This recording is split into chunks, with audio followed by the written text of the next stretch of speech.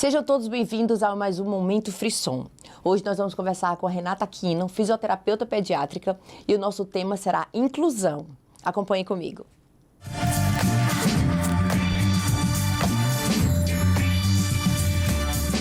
Tia Renata, seja bem-vinda. Eu vou chamar tia Renata pelo carinho que eu tenho por você, pela admiração no seu trabalho. Muito obrigada por aceitar o nosso convite.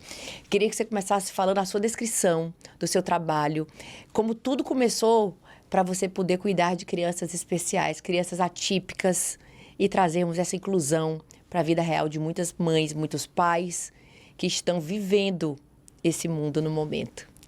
Primeiramente, eu gostaria de agradecer o convite. Estou muito feliz, muito honrada.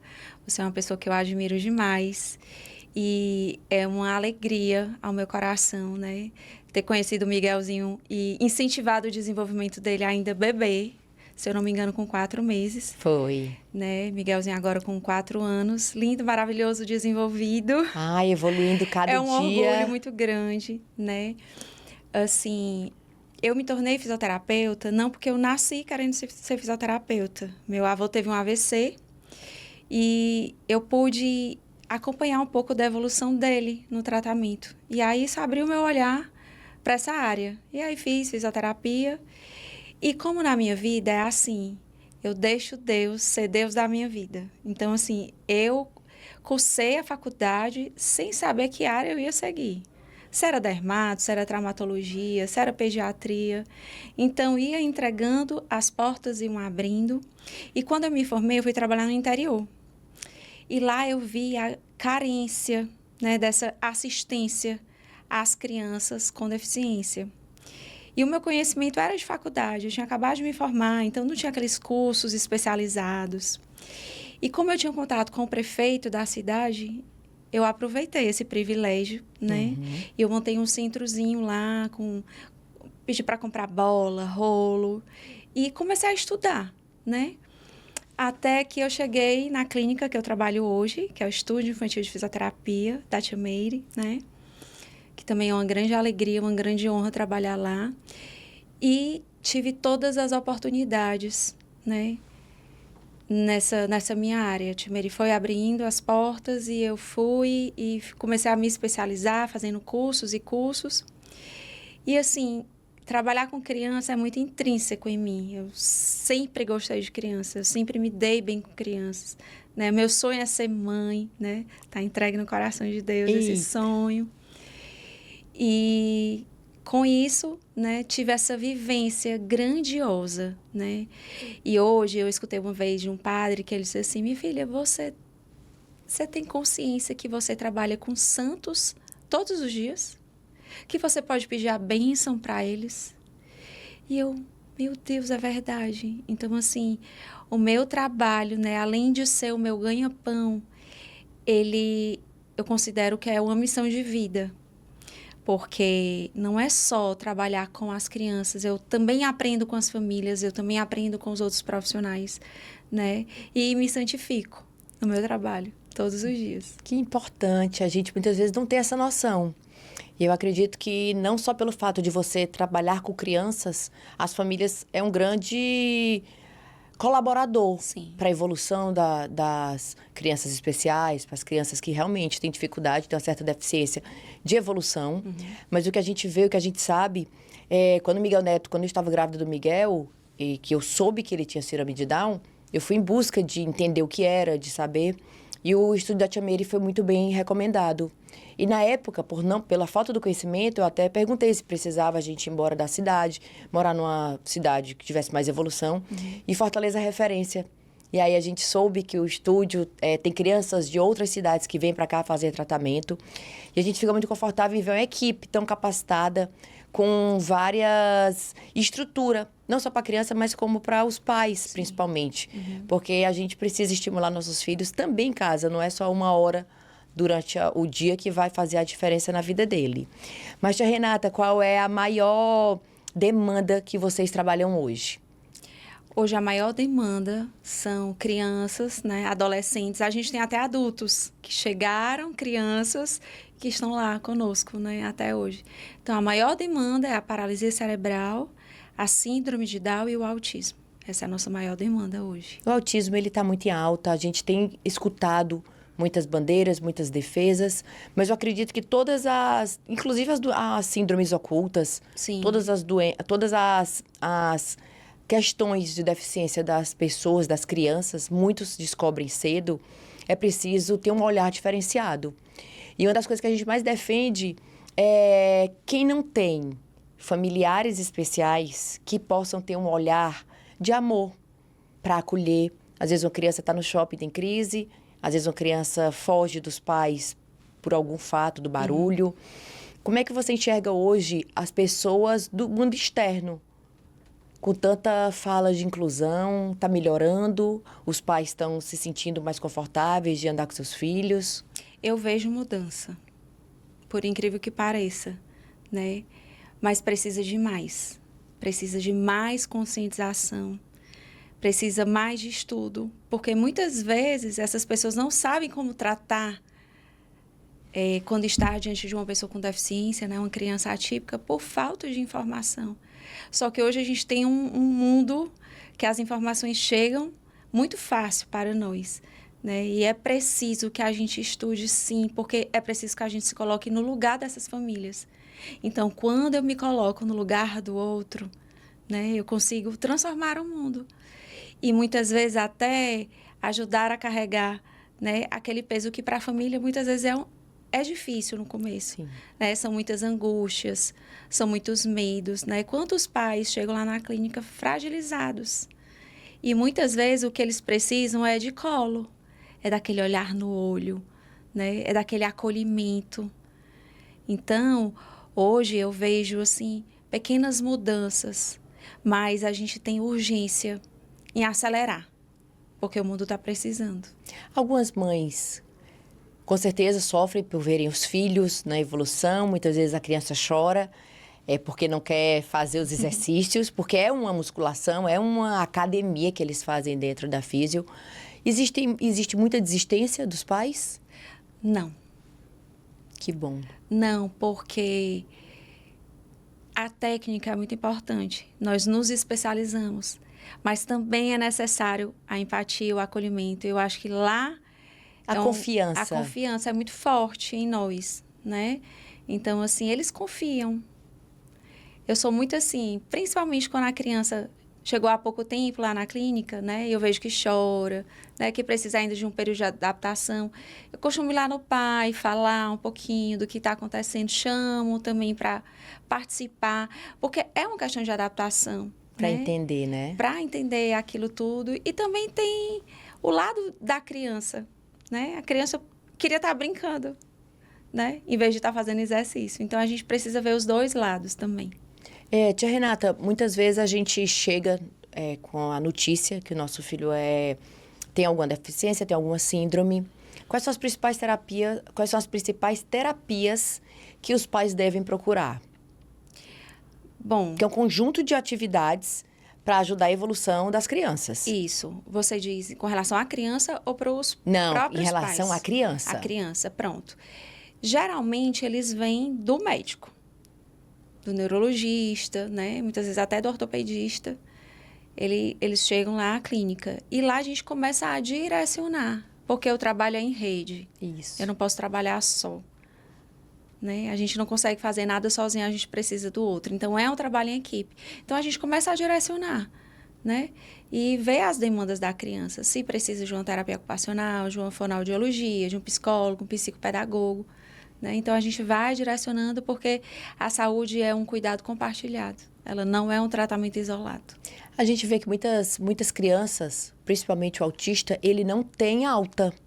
É um trabalho contínuo que vai surgindo. Hoje a demanda é muito alta, então as clínicas, as associações, instituições, o próprio IPRED tem uma lista de espera gigante.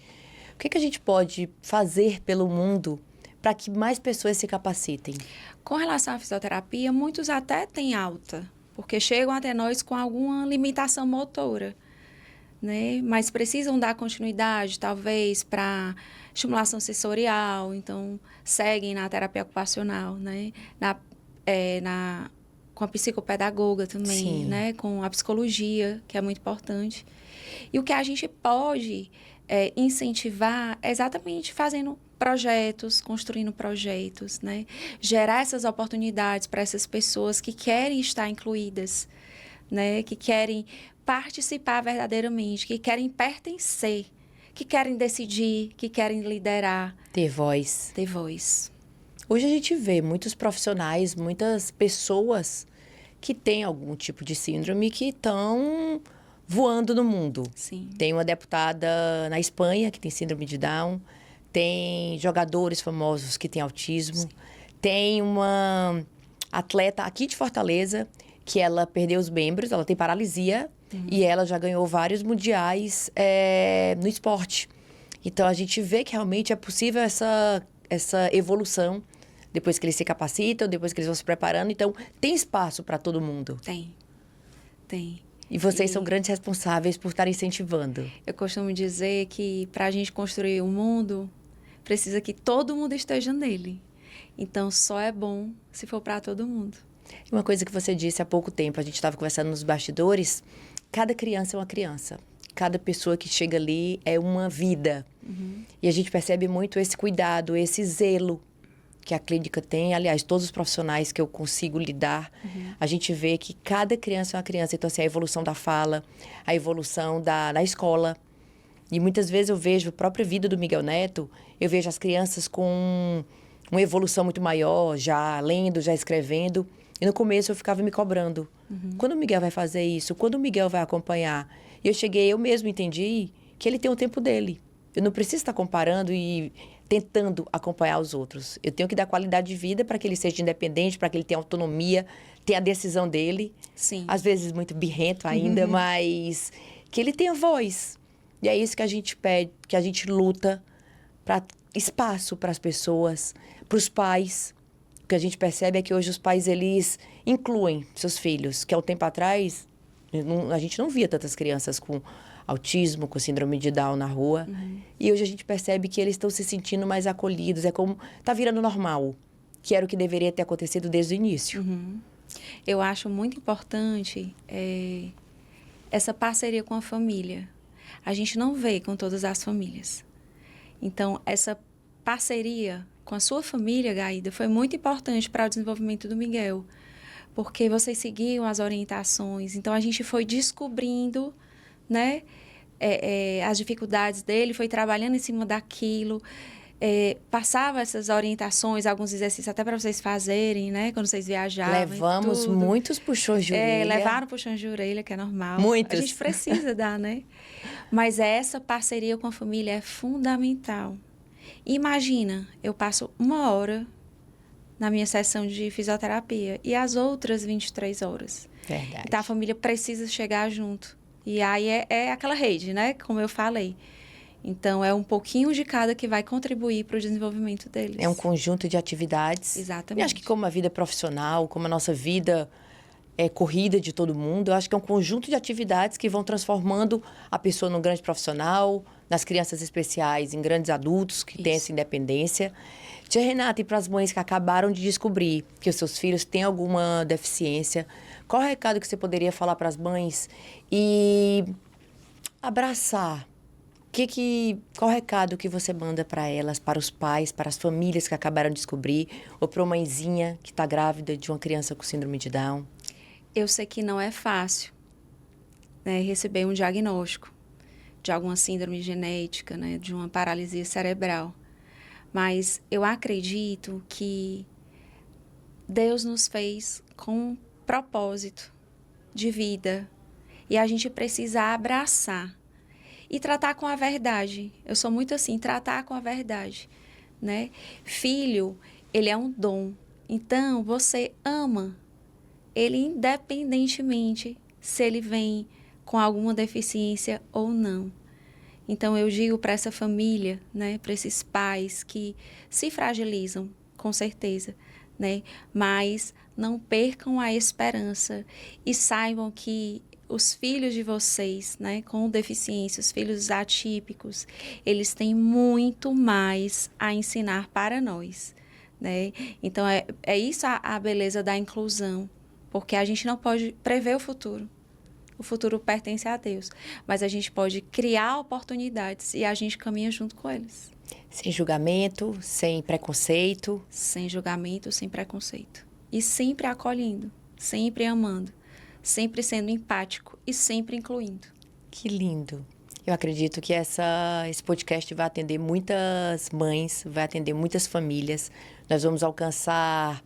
Se a gente conseguir tocar uma pessoa, já é uma transformação, que eu acho que na missão que nós temos, eu como comunicadora, eu com o poder de influenciar algumas pessoas, e você com o seu potencial de fisioterapeuta, com o dom da fala, com o dom de transformar, nós vamos fazer um mundo melhor. Vamos. E como eu sempre digo, você conhece, eis-me aqui. Então, quando Deus faz um chamado, quando Deus me presenteou com a vida do Miguel, foi um choque muito grande. Uhum. Mas ainda na gravidez eu entendi que ali tinha algum propósito, alguma missão. E Deus não parou só no Miguel. Em seguida veio o trauma da Sofia, mas hoje eu, com a fé que eu tenho em Nossa Senhora, em Deus, eu acredito que foi mais um propósito que Ele deu para eu poder transformar outras vidas. Então, assim como eu me sinto com essa missão, tenho certeza que você se sente e que a gente possa estar transformando o mundo, acolhendo muito mais famílias, que eu possa ajudar você que está grávida, que acabou de descobrir que seu filho tem síndrome de Down. A única coisa que, com certeza, vai fazer o bem é amar. Então, ame, aceite e defenda. É isso, vamos juntas. Vamos juntas. Muito obrigada pela sua presença. Amei, por mim eu ficava aqui muito mais tempo conversando, mas muita gratidão pelo seu trabalho com todas as crianças.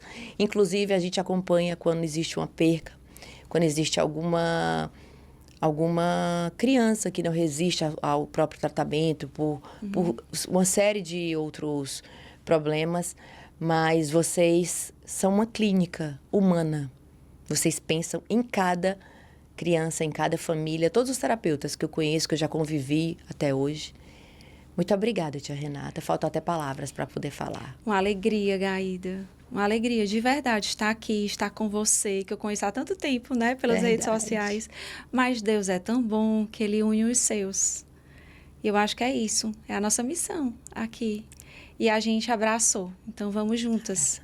Né? Cada um ensinando para a outra e a gente vai aprendendo e vai transformando. Conte comigo. Amém. Conte comigo também.